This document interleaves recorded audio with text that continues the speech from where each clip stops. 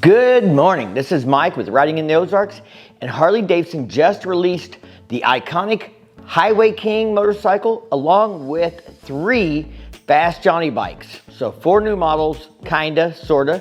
I got 9 things you need to know. Let's get into it. 1.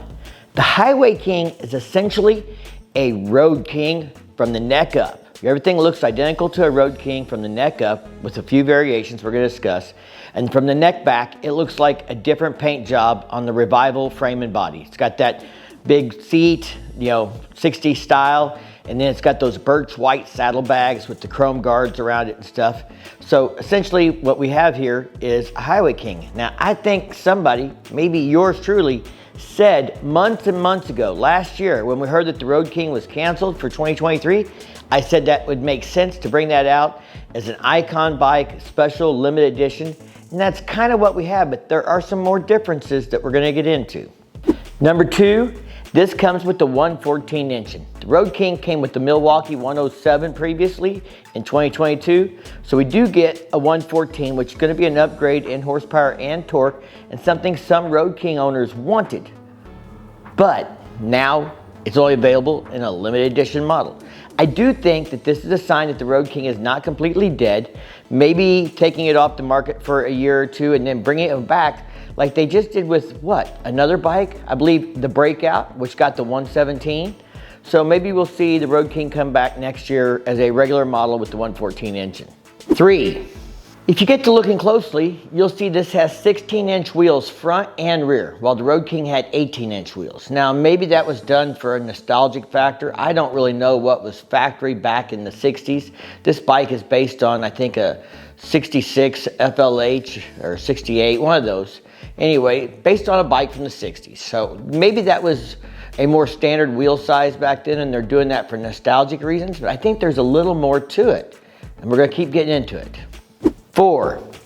So if you're familiar with how Harley Davidson labels their shocks, you may know that the Road King had what they call the standard height shock, which is a 13-inch shock. The Highway King only comes with a 12-inch shock. It's the low ride height. That's what we find on the Street Glide specials and the Road Glide specials to get that seat height lower.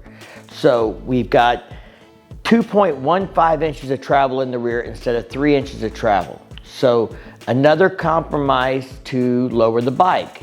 Less ground clearance, less lean angle, all those things come along with that. What's going on?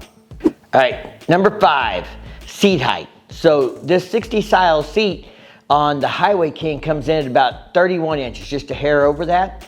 And the Road King was about 27.5 inches. So about 3.5 inches higher seat height laden with the Highway King.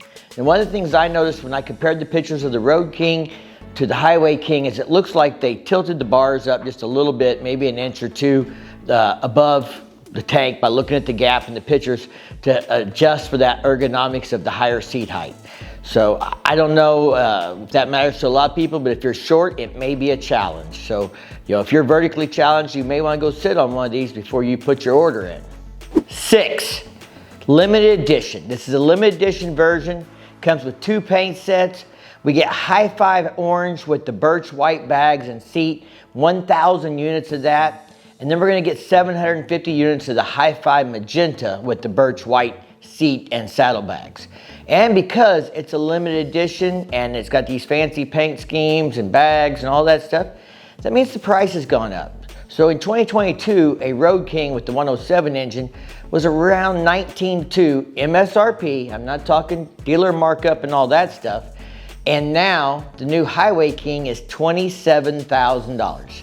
Now it did get a big fancy paint job. It did get the 114 upgrade, and it's limited edition, but I do think that's a little bit of a stretch still.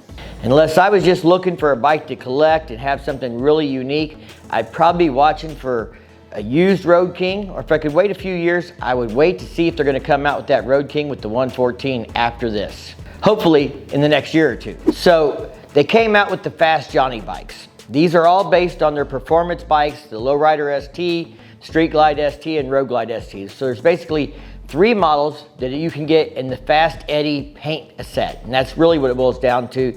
It's an enthusiast model, but it's just a different paint set. There's nothing else different about the bikes at all outside of the paint and the price. They are blue and white, and it's kind of a throwback to the muscle car culture of the 60s and 70s and the racing in that era and stuff, and that's why the fancy paint set.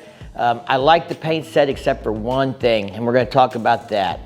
That's the little pig on the side. He's on the left side. Here's a shot of that. So that piglet is Johnny, and the story goes, according to the press release, that back in 1920, a guy who raced, who was a member of the infamous wrecking crew, adopted a little pig. I assume his name was called Johnny, because the guy from the wrecking crew's name was not Johnny. And at the end of races, he would put the pig on the tank and take him for a lap or show him off on the tank of the bike or something. And a lot of people believe that that is where the moniker Hog came from for things related to Harley Davidson. I have no idea if it's true.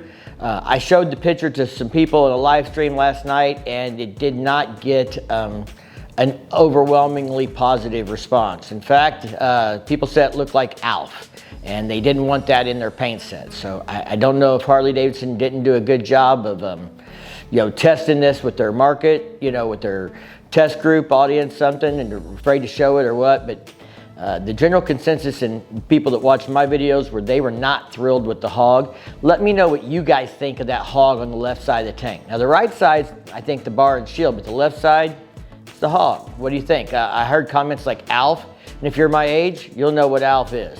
So the last thing you need to know is on this paint set, that if you get it on a Lowrider ST, you're going to pay about $1,900 extra. If you get it on a Road Glide or a Street Glide ST, you're going to pay $2,900 extra. Again, I think the limited to 2,000 units total, but they did not say how many per model. I guess that probably depends upon sales. We'll see how it does. Maybe they know the pig's not going to be super popular with everybody. But these bikes are, again, probably more for people who like to collect, who definitely are not shopping on a budget. I do think they're cool ideas. I like it better than the military enthusiast bikes they did last year. I was excited about the revival when they came out with that 2 years ago. It was really something new and fresh.